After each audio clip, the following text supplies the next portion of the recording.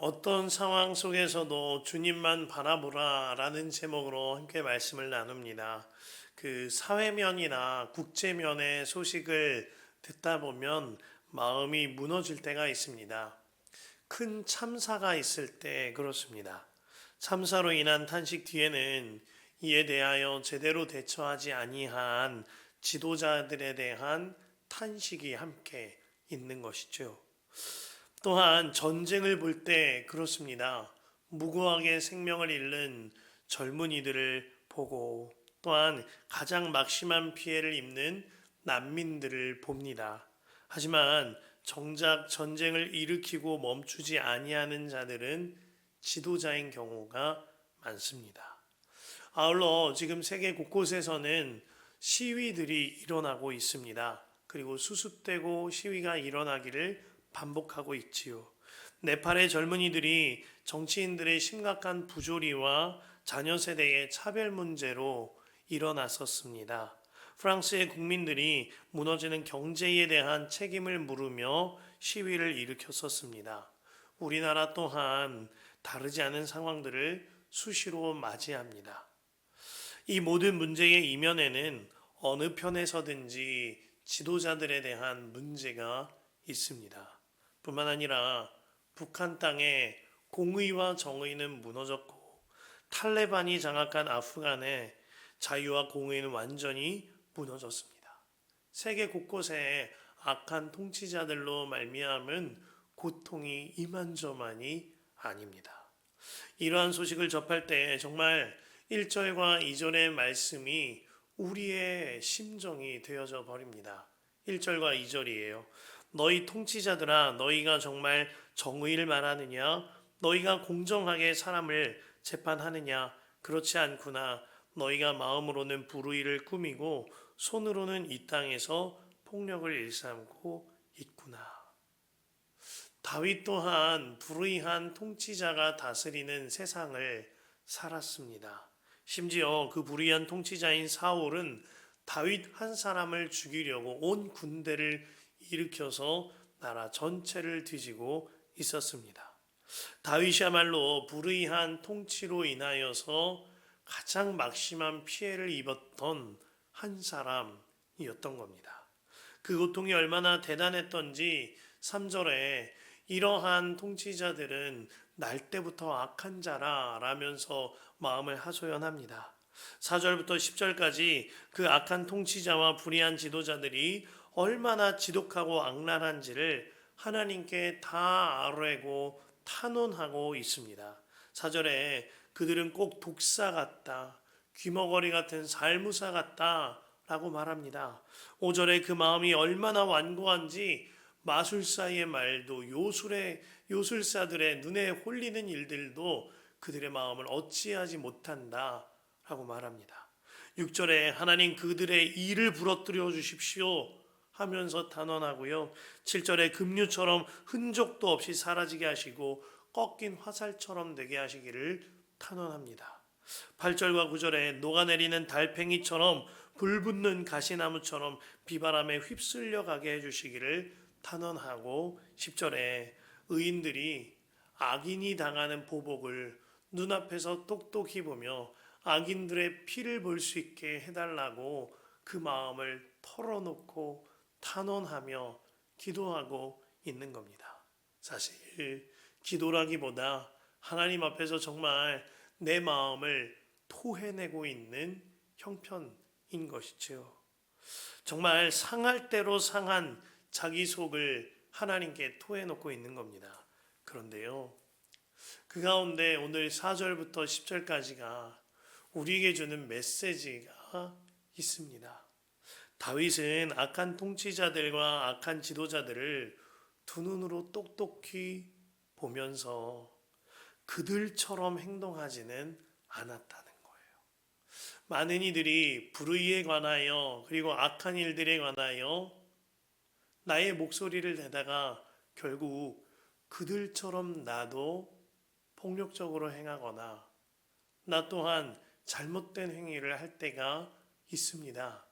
그런데 다윗은 나의 분노로 이 일에 임하지 아니하고 나의 목소리나 나의 의로움으로 이 일에 임하지 않았다는 거예요. 모든 불의와 악행을 가지고 하나님께 가져갔다는 겁니다. 그리고 하나님 앞에서 모든 것을 다 털어놓아요. 이것이 우리에게 너무나 중요한 메시지인 겁니다. 다윗에게는요, 악한 통치자였던 사울을 죽일 만한 기회가 두 번이나 있었습니다. 그때의 사울을 죽였다면 얼마나 통쾌했을까요? 그러나 다윗은 그렇지 않았어요. 한 번은 다윗이 엔게디 광야에 있는 동굴에 숨어 있었을 때였고, 다른 한 번은 다윗이 십광야에 숨어 있을 때였는데요. 다윗이 엔게디 광야 동굴에 숨어 있을 때 사울이 용변을 보러 그 동굴로 들어옵니다. 그때 다윗은 사울을 죽일 수 있었지만 그렇게 하지 않습니다. 다만 망토의 한 켠만 베어갈 뿐이었지요. 십광야에 숨어 있을 때 사울과 주변 군사들이 무방비 상태로 잠들어 있었습니다. 다윗에게 사울을 제거할 만한 절호의 기회였죠. 주변 사람들도 그렇게 하라고 부추겼습니다. 그러나 다윗은 그러지 않았어요. 다만 사울의 창과 물병만 가지고 나올 따름이었습니다. 다윗이 어떻게 이럴 수 있었을까요? 그렇게 괴롭히는 못된 사람 혼쭐 내면 좋잖아요. 한번 제거해내면 통쾌하지 않겠습니까?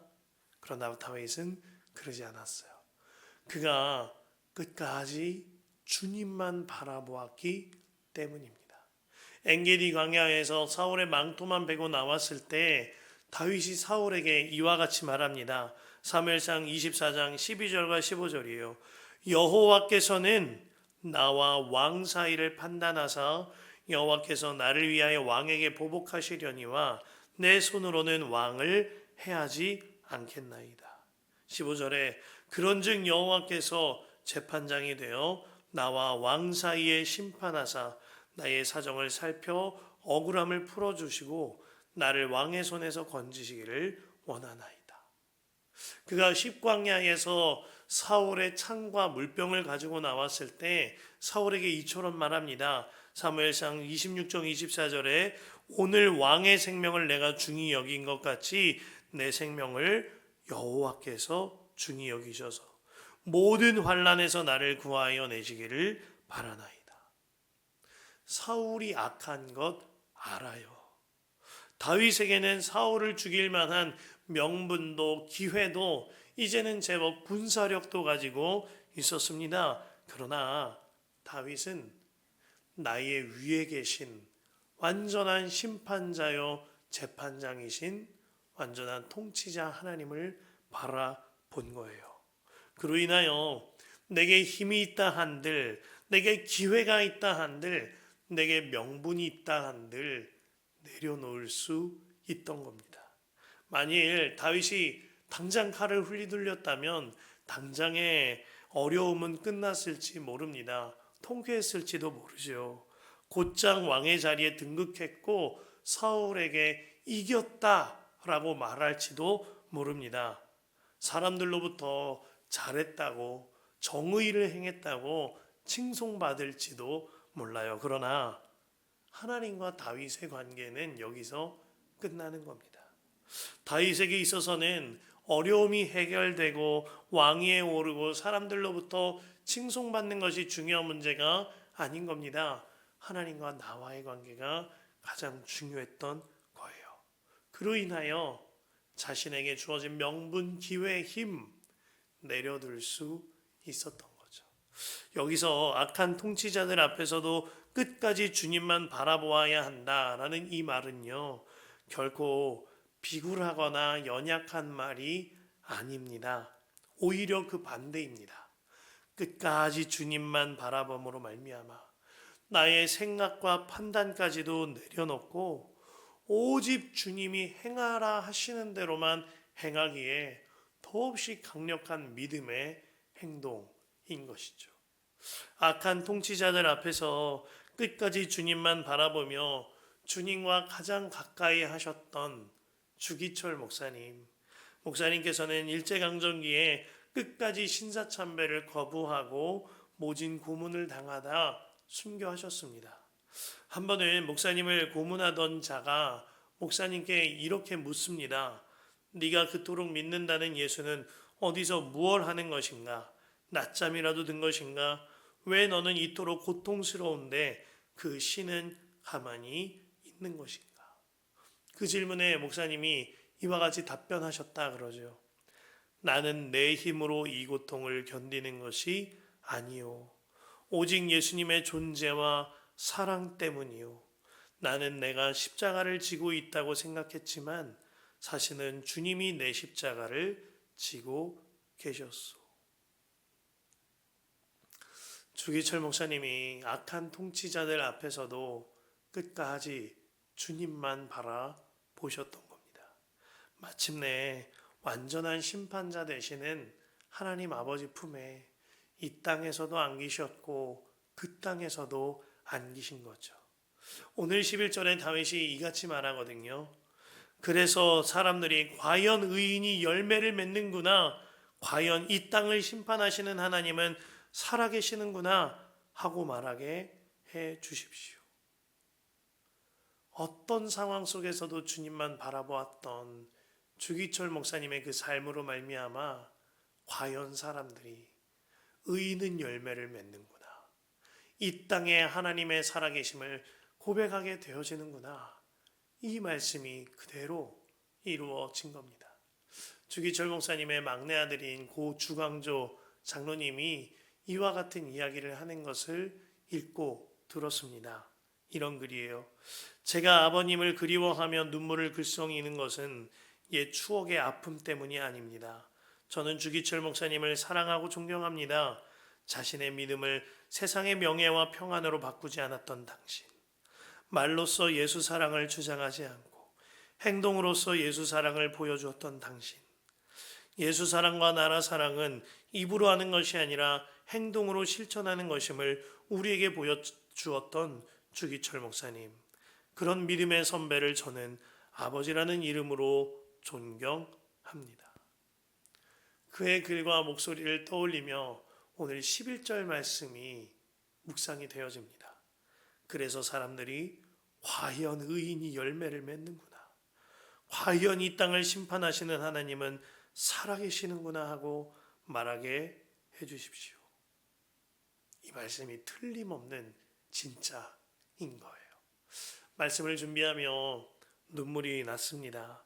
어떤 상황 속에서도 오직 주님만 바라보는 믿음만이 전부인 것을 깨달았기 때문입니다. 그렇게 묵상하는데 주님이 그 어떤 상황이라 함은 핍박이 있을 때, 환난이 있을 때뿐만이 아니라 지금 이곳에서 어떤 상황에서든 주님만 바라보아야 한다 하는 마음을 주세요. 지금 나에게 처해진 모든 상황 속에서도 주님을 바라보지 못하고 산다면 어떻게 환난이 왔을 때, 핍박이 왔을 때, 자녀들마저 고통당하는 그 순간이 왔을 때 어떻게 주님을 바라보며 신앙의 지조를 지킬 수가 있겠나요? 어떻게 끝까지 용서하고 사랑하며 원수도 사랑하며 살 수가 있겠나요? 지금 이곳에서 어떤 상황 속에서든 주님만 바라보아야 하는 겁니다. 성경의 요셉, 그는 노예로 팔려갔을 때에 신실하게 주님만 바라보았습니다. 그래서 죄에 넘어지지 않았고 신실하게 그 사명을 감당할 수 있었던 거죠. 누명 쓰고 감옥에 갔을 때에도 매 한 가지였어요. 그가 사실 그의 형제들 가운데에 베냐민을 제외하고는 가장 막내인데 가장 일찍 죽습니다. 그만큼 살아오면서 모진 고난과 환난이 많았던 거죠. 그런 그가 총리가 되었을 때 형들을 용서하고 사랑해 줍니다. 어떻게 그럴 수 있었던 거지요? 어떤 상황 속에서도 주님만 바라보았기 때문에, 지금 이곳에서 어떤 상황 속에서도 주님만 바라보았기 때문에 끝까지 사랑하며 끝까지 용서하며 하나님의 나라를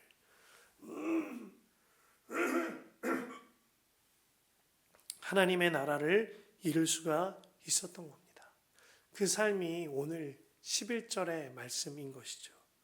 그래서 사람들이 과연 의인이 열매를 맺는구나, 과연 이 땅을 심판하시는 하나님은 살아계시는구나 하고 말하게 해 주십시오.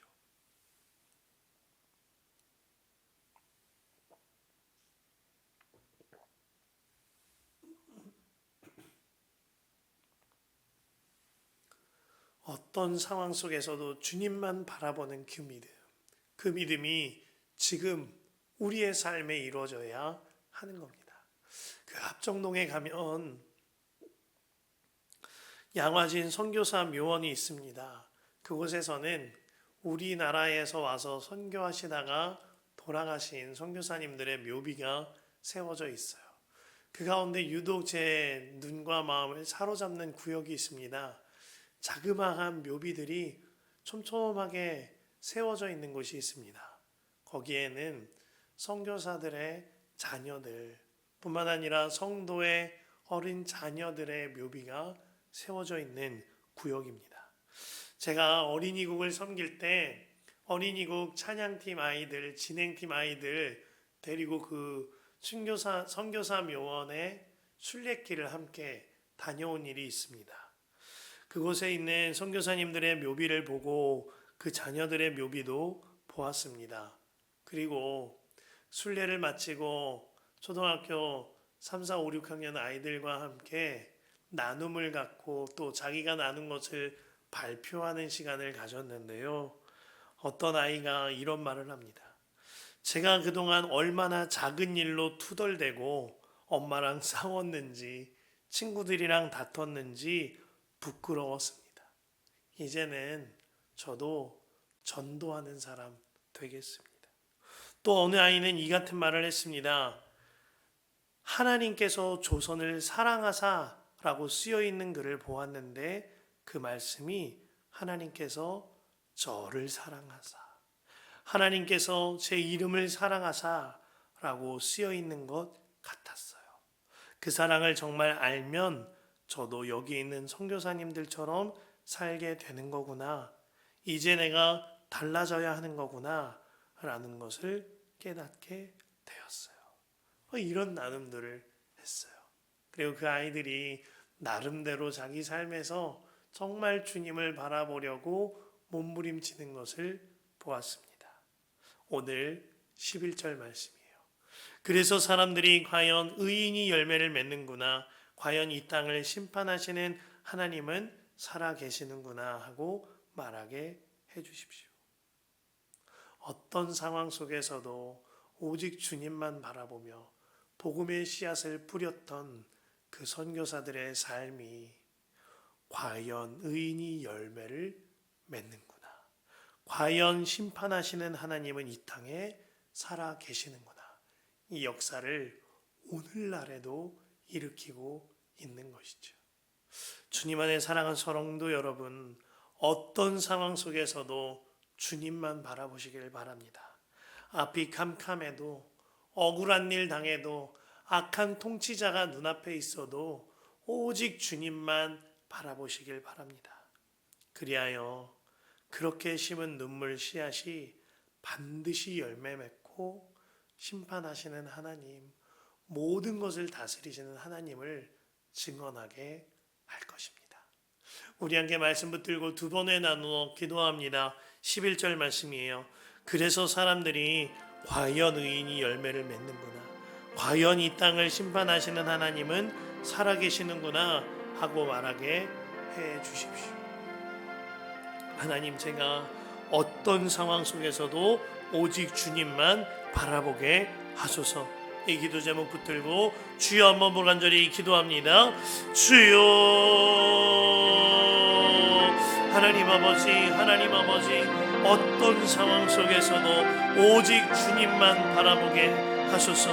하나님, 우리가 억울한 일 당할 때, 악한 일을 당할 때에도, 악한 통치자의 앞에서도, 어떤 상황 속에서도 오직 주님만 바라보게 하소서. 힘겨운 일 당할 때, 환난 당할 때, 핍박 당할 때에도 뿐만 뿐만 아니라 지금 이곳에서도 나의 일상의 모든 순간에서 오직 주님만 바라보게 하소서. 그리하여 정말 하나님의 이끄신 대로 이끌림 받는 나의 삶이 되어지게 하여 주시옵소서. 오 나의 하나님, 나의 하나님, 나의 하나님, 어떤 상황 속에서도 주님만 바라보며 주님께서 이끄신 대로 이끌림 받게 하여 주시고 그 삶을 통하여 오직 하나님의 나라를 일구는 나의 인생이 되어지게 하여 주옵소서. 오 나의 하나님, 두 번째로 기도하신 후에 자유롭게 기도하겠습니다. 하나님, 우리에게는 완전한 심판자가 되시고 완전한 왕이 계심에 대하여 눈이 열리게 하소서. 그리하여 나의 어떠함이 아니라 나의 판단과 생각이 아니라 오직 주의 뜻대로 행하고 말하는 내가 되게 하여 주옵소서. 주여 한번 간절히 기도합니다. 주여, 오 나의 하나님, 나의 하나님, 나의 하나님, 나의 하나님, 우리에게는 완전한 심판자가 되시고 완전한 왕이 계심에 대하여 눈이 열리게 하사 말 한마디 행실 하나 나의 판단과 나의 생각대로 움직이는 것이 아니라 오직 하나님의 다스림을 받으며 오직 하나님의 뜻대로만 말하고 행하는 우리가 되어지게 하여 주옵소서. 지금 이곳에서부터 어떤 상황 속에서든지 왕 되신 주님만 바라보며 살아가게 하여 주옵소서. 오 나의 하나님, 나의 하나님, 주여, 아버지, 아버지, 아버지,